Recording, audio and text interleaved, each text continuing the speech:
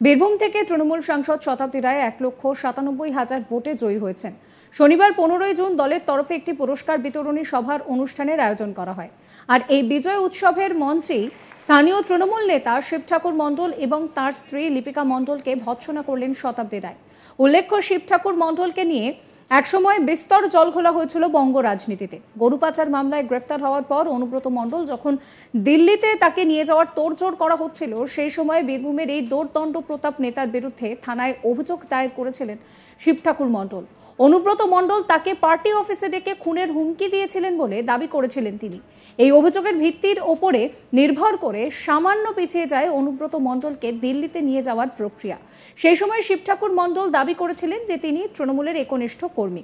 2023 সালে পঞ্চায়েত নির্বাচনে জয়ী হয়ে দুবরাজপুরের বালিচুরি গ্রাম পঞ্চায়েতের প্রধান হন শিব ঠাকুর মণ্ডলের স্ত্রী এবং সেই সময় কিন্তু তৃণমূল কর্মীদের সংবর্ধনা সভায় শিব ঠাকুর এবং তার স্ত্রীকে ভৎসনা করলেন শতাব্দী। তিনি বলেন যে ওকে আগেই সতর্ক করা হয়েছিল ফলাফল নিয়ে।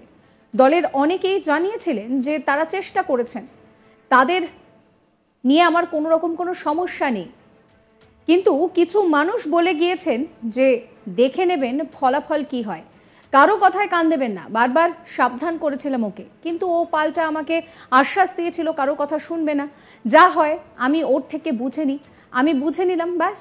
কি বলছেন তিনি শোনাবো।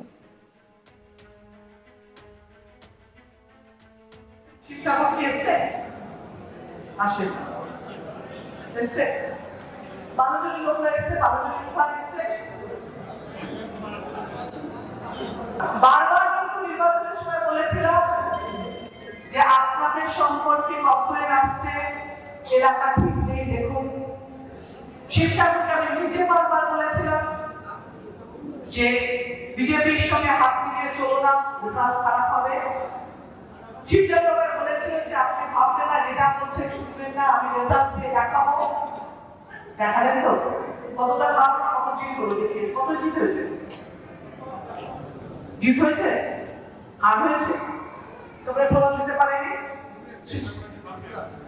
তুমি প্রমাণ দিতে পারো না তুমি জিতেছ। কিভাবে বলছিলে বারবার যেটা আমি কোথা থেকে শুনবেন, আপনি রেজাল্ট দেখবেন। আমি রেজাল্ট দেখে এখন বলছি, তখন আমি বলিনি। রেজাল্টে যদি তুমি হেরে গেছো, তুমি প্রমাণ দিতে পারো। তারপরে যে মানুষগুলো বলছিল সে ঠিক বলছিল, তুমি ভুল পথে চলছিলে। আর ভুল পথে মানে আমি তোমার ইচ্ছে করে বলছি না, তুমি জানোই না তোমাকে হারাবে, তুমি জানোই না তুমি জিততে পারবে, তুমি জানোই না কি প্রমাণ করবে। ঠিক আছে, যারা আমাকে ভুল প্রমাণ করেছো, আমি মানছি আমি ভুল ছিলাম কিছু কিছু জায়গা। যারা আমাকে ভুল প্রমাণ করেছো, আমি ভুল হতে রাজি আছি, আমি ভুল হয়ে স্বীকার করছি, আমি অনেক ক্ষেত্রে ভুল ছিলাম। তারা কিন্তু জিত করে দেখে দিয়েছে যে আমি তাদের সাথে ভুল করেছি। তোমার ক্ষেত্রে কিন্তু সেটা হলো না, তুমি ভুল প্রমাণ। এবার ভবিষ্যৎ তোমারও আছে, দলেরও আছে, বিধানসভা আছে, দেখে নাও কি করবে। বাকি আমরা কিন্তু পুরনো মানুষদের সম্মান দিয়ে রাখি এবং আমি এটা বিশ্বাস করি যে পুরনো মানুষরা না থাকলে আমরা আজকে এখানে থাকতে পারতাম না। পুরনো লোকরা আমাদের সঙ্গে ছিল বলে, আমাদের আগে ছিল বলে আজকে আমরা এখানে আছি। কিন্তু পুরনো মানুষগুলো দায়িত্ব থেকে যায় দলের সঙ্গে সে কেমন থাকছে। যে মানুষগুলো দলকে জায়গায় পেয়েছে তাদের জন্য তো আমাদের অবস্থা, তাহলে আমরা কোথেকে আসতাম? আমাদের তো অস্তিত্ব ছিল না। তারা দলকে টেনে এনেছিল বলে আজকে মন্ত্রীর কথা বলতে পারছি, দলের হয়ে কথা বলতে পারছি। তাহলে বলবো যে দল আমাদের আগে, এবং এটা একটা প্রত্যেকটা পরীক্ষার পর আমরা জানতে পারি কোন সাবজেক্টে আমি অঙ্কে খারাপ ছিলাম, কি ভূগোলে খারাপ ছিলাম, কি ইতিহাসে ভালো ছিলাম, তাহলে আমার কোনটা ভালো করতে হবে। তো আমাদের এই নির্বাচনটা কিন্তু সেটাই ছিল। আপনারা প্রত্যেকে জায়গা থেকে দেখে নিয়েছেন যে আপনি কোথায় ভালো আছেন, আপনি কোন ক্ষেত্রে খারাপ আছেন, আপনি কোন ক্ষেত্রে ভালো করতে পারতেন। তাহলে আমরা সেগুলোকে রোজ রোজ প্র্যাকটিস করে সামনে বিধানসভা আসবে, তাতে কিন্তু আমরা ভালো কাজ করব। আপনাদের প্রত্যেককেই বলি যে আমাদের জয়, আবারও বলবো, আপনাদের আপনাদের জন্য। আপনারা দুবরাজপুর সম্পর্কে আমার খুব দুর্বলতা ছিল, দুবরাজপুরকে আমি অনেক বেশি সময় দিয়েছিলাম এবং দুবরাজপুর বিধানসভা যদি ভালো না করতো তাহলে আমিও ভুল লোকদের উপর ভরসা করছি, সেটা প্রমাণ সেটা হয়নি। আমার ভালো লাগছে এবং আপনাদের বলবো যে আমাদের এই জয় শুরু হলো দুবরাজপুর থেকে। এই দুবরাজপুরের জয় কিন্তু আগামীতে আমাদের কন্টিনিউ করতে হবে। তার জন্য আমাদের একসঙ্গে আর ডুবিয়ে কিছুতে যাবো না। আমরা দল, আমরা মমতা ব্যানার্জির সঙ্গে থাকবো, আমরা এই নিয়ে আমার কালিক শান্তনু হাজরার একটি রিপোর্ট দেখাবো।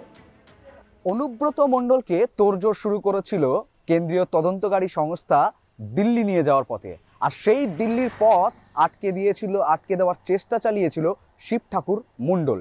এই শিব ঠাকুর অনুব্রত মণ্ডলের বিরুদ্ধে অভিযোগ এনেছিল, তাকে দলীয় কার্যালয়ে এনে প্রাণে মারার চেষ্টা করেছিল, আর এই অভিযোগ দায়ের করা হয়েছিল দুবরাজপুর থানায়।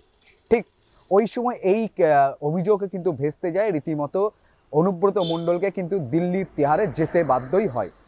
সব মিলিয়ে 2023 পঞ্চায়েত নির্বাচনে দেখা গিয়েছিল যে দুবরাজপুর বিধানসভার অন্তর্গত বালিজুড়ি গ্রাম পঞ্চায়েতে শিব ঠাকুরের মণ্ডলের স্ত্রী লিপিকা মণ্ডল কিন্তু পঞ্চায়েত প্রধান হয় এবং বিপুল ভোটে জয়যুক্তও হয়েছিল। এরপরে কিন্তু দেখা গেল যে 2024 লোকসভা নির্বাচন, সেই নির্বাচনে কিন্তু শিব ঠাকুরের যে বালিজুড়ি পঞ্চায়েত রয়েছে সেই পঞ্চায়েত থেকে তৃণমূলের পরাজয় হয়েছে। আর এই ঘটনা যখন সামনে আসে তখন কিন্তু শতাব্দী রায় দুবরাজপুরে তিরস্কার ও পুরস্কার একটি সভা আয়োজন করা হয়। দুবরাজপুর ব্লক থেকে পঞ্চায়েতে যে সকল তৃণমূলের নেতা ও কর্মীরা ভালো ফলাফল করেছে তাদেরকে কিন্তু পুরস্কৃত করেন 4 বারের জয়ী সাংসদ শতাব্দী রায়। কিন্তু ঠিক বালিজুড়ি নাম আসতেই শতাব্দী রায় মঞ্চ থেকে বালিজুড়ি নাম তো করেন, তখন কিন্তু শিব ঠাকুর মণ্ডল উঠে দাঁড়ায় এবং শিব ঠাকুর মণ্ডলকে কিন্তু তিনি কড়া হুঁশিয়ারি দেয় যে কেন বালিজুড়ি গ্রাম পঞ্চায়েত থেকে তৃণমূলের হার হয়েছে। রীতিমতো এই বিষয়ে তৃণমূল নেতৃত্ব তারা বলছে যে নিজেদের দলের কর্মী সমর্থকদেরকে আমরা বলছি যে সংগঠন ভালো করতে হবে, এটাই বলা হয়েছে। এর বাইরে কিছু না, কোনো গোষ্ঠীকন্দল নেই বা কোনো শিব ঠাকুরের কোনোভাবে কোনো চাপ সৃষ্টি করা হয়নি, এমনই মন্তব্য কিন্তু বীরভূম তৃণমূল নেতৃত্ব করছে। অপরদিকে শিব ঠাকুর মণ্ডল এ প্রসঙ্গে বলেছে যে নির্বাচনে ফলাফল করতে না পারার জন্য যে ধমক বা বকা খেয়েছি সেটি একটি অভিভাবকের মতো উনি বলেছেন, আমি সেটা শুনেছি, এমনটাই মন্তব্য করেছেন শিব ঠাকুর মণ্ডল খোদ।